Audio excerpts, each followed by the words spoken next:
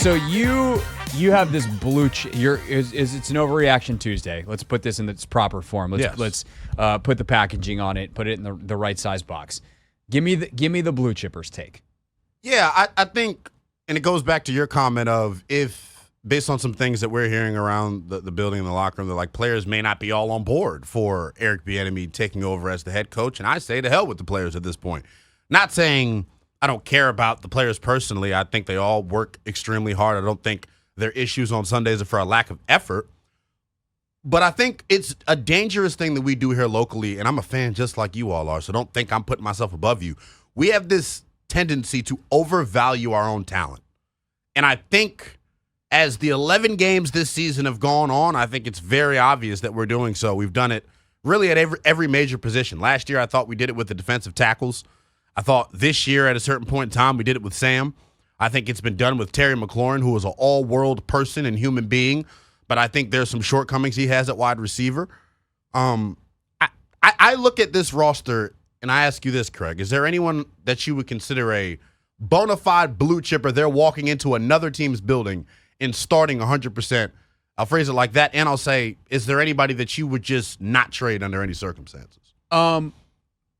There's three guys that come to mind. And just to be clear, by the way, on the EB thing, I haven't heard that like players would be upset. It's just like we've heard frustration with Bieniemy and how the offense is, and and how some of the lack of adjustments. And I don't know that. And just generally speaking, like we know he's a hard coach. I do think the story in the preseason got blown out of proportion. I don't change anything I said at the time about how that all went down. But I do think at the end of a long season, going to like a hard coach in a lost season, if he's just going to grind on these guys, like I don't know that that's the best thing to do. I think just like let it ride and then figure out what you want to do in the offseason. So just clarifying that. The three guys, Terry is a legitimate blue chipper. Like, is he on Jamar Chase's level? No, he's not.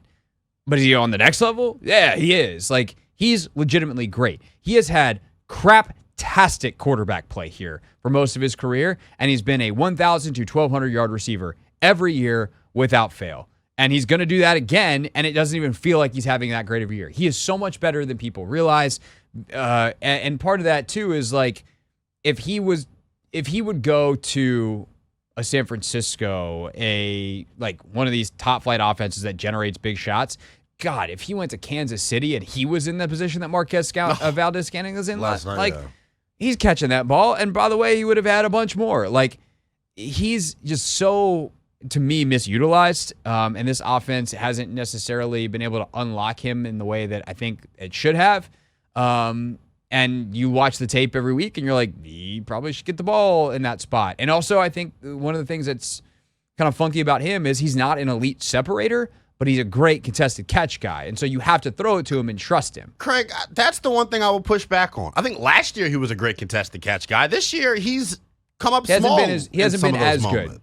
That's fair. Not as good, but which is why you'd prefer a separator, which is why you prefer a JJ, why you prefer a Jamar Chase. And this, I didn't say that to Terry's probably the guy that I would have the hardest time and also from like a character whatever standpoint. Like I'd have a really hard time trading Terry. I know John Allen hasn't had a good year, but to me this has been a down year on what has been a pretty hard to pick apart career. John Allen has been awesome. And is he quite the leader that he sometimes is lionized at his absolute best? Like, I don't know what's going on behind the scenes. Like, I know he's skipped out on a couple of post games this year, and I know he's been really frustrated at times. And it does seem like when they've had some problems with like Chase and discipline and whatever, it's like, dude, you're in the room. Like, let's go. But he's disruptive as hell. Like, he is a force defensive tackle. And Duran, same thing. Like, last year he was great. Is he disruptive enough? Does that mean that I wouldn't trade them for a first round pick or certainly first round picks? No. It's not like they're untouchable, but like you'd have to pay me a lot to part with John and Duran. Those two dudes are special. I think they've done a bad job this year of building a defense around them. I think you're starting to see John play a lot better with Casey there next to him. They have a much better rapport. And at the end of the day, like, I think that those are good players that have been mismanaged by a bad coaching staff on defense. And to not call them blue chippers because they have had down years and what has been a down year period is being, like, I'm not saying you're disrespecting them as human beings, but is slightly disrespectful to them as players. That would be my response to that. The Terry thing is where I think you have your best argument in terms of impact and what he would do on other teams. With John and Duran, how many dudes are truly better than them? Like Aaron Donald, sure. Leonard Williams is right there. Jones. Chris Jones. Like, I'm not saying there aren't 5 or 8 guys better, but like they're starting on almost every team in the league. And I get that. It's more so what I've seen through these 11 weeks. And I know John has the Liz Frank caveat, and he may have surgery at season's end, so that may have impacted his ability to play the game. But for him, just looking at it specifically from a tape standpoint, need more of an arsenal of moves from an inside guy. I need him to be more impactful rushing the passer. I need him to play behind the line of scrimmage more often. But, that's just me nitpicking. I think bigger picture, where that statement goes to, what's the commonality between all those 3 guys? Well, they were here before Rivera. Bingo. So, all drafted by the previous regime. And I think that's my bigger picture point. I think the past 4 years, we should do a study on it. Of bad coaching tenures during the 2000s. There aren't many worse from a talent acquisition standpoint. Had to sit and listen to Ron cry to Chick Hernandez the other night about how he's had it rough. I mean, he has. Let's not. The cancer thing I get, and I think he is a dude. warrior Dealing and a with dude's Dan, dude. Are you kidding me? Like, that's a nightmare. Are they influencing personnel picks? Yes. No. Dan didn't influence not one of Ron's draft picks. He couldn't have. Chase. Not that they would have necessarily done something different, but Chase absolutely was influenced.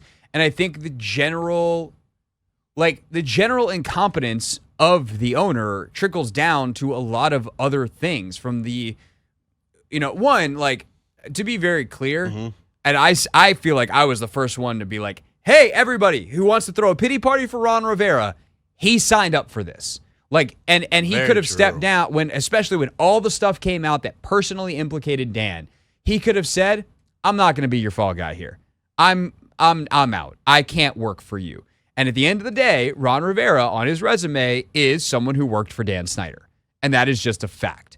So this is not necessarily to but Craig, this isn't to excuse Ron in that way. It's just to say, yes, dealing with Dan, and he had to deal with way more stuff from Dan than he ever thought he was going to. The cancer stuff, absolutely. And it's not once you're done with chemo, that's done.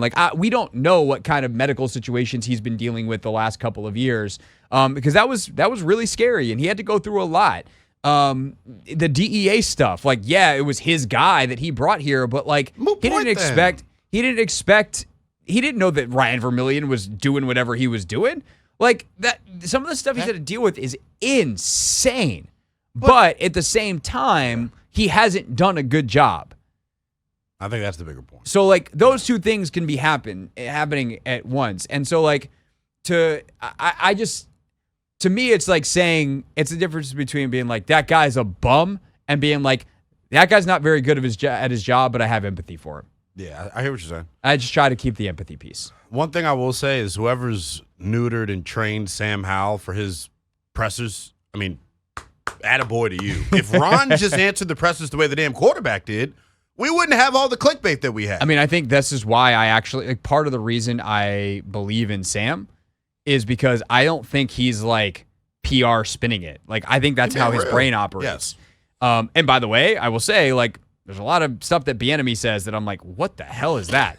And that does give me pause. As I do think EB is probably trying to play the game, and he's just bad at playing the game. And I'd be much more interested in his actual thoughts.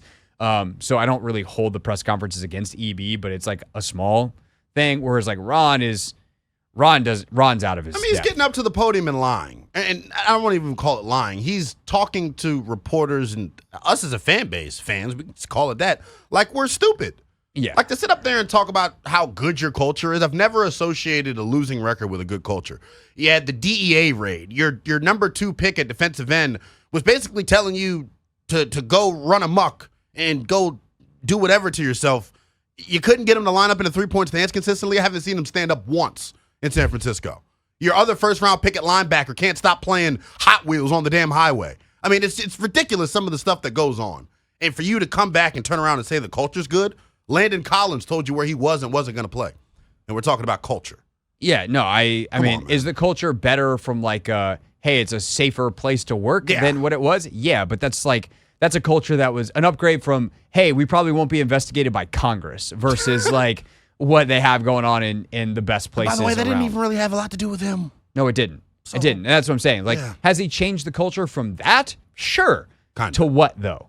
To a winning culture? To a culture that's going to harbor the best from its players? No. And that's the other thing, too, just to kind of close out on the point where we started this back half segment here. I don't know what's on this team because I do not think they have been coached well. And there is a lot of raw talent that with a better staff, I think you could see a very quick turnaround because you not only have money in draft picks, but I think you have some potentially good players here that with better direction and organization could be pretty good. But we'll find out next year. We'll see. That's Lynnell WIllingham. He's going to go get ready for overtime, half an hour away over on 106.7 The Fan. You can catch him on 980 again here tomorrow in with Chris Russell. Thank you, sir. Yes, sir. That's Overreaction Tuesday. More Hoffman Show next. This is the Hoffman Show on the Team 980 and the Odyssey app.